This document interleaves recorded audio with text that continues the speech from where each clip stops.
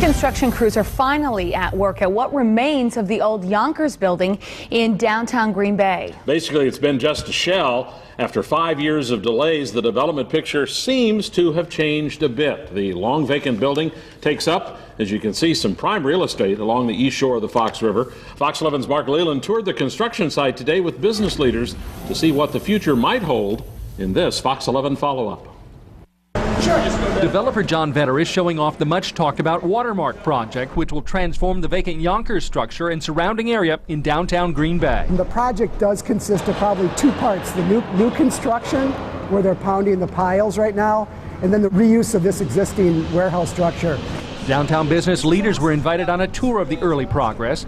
Vetter hopes to spark interest in the development, but also solicit ideas for what the space will become. We're constantly looking for input and suggestions on what might be some appropriate uses from the business community. At one time, the plan was for the 5 floors of the Younkers building here to be primarily residential units, but now demand is calling more for office space. I think there's going to be more opportunities for housing down the road. Mayor Jim Schmidt says that's what happens when a project is delayed by 5 years. This is tough. It's really harder than it needs to be, but look, that's the way it is.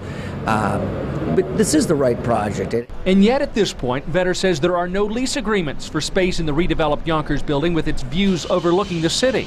Critics of the project don't like that the city is loaning the developers $3.5 million. Because they don't even know what they're going to put there. They have nothing sold. It's not the way anybody does business.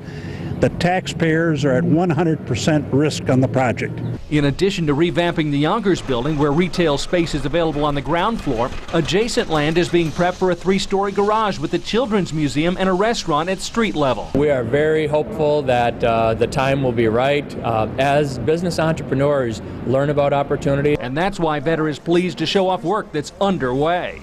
In Green Bay, Mark Leland, Fox 11 News.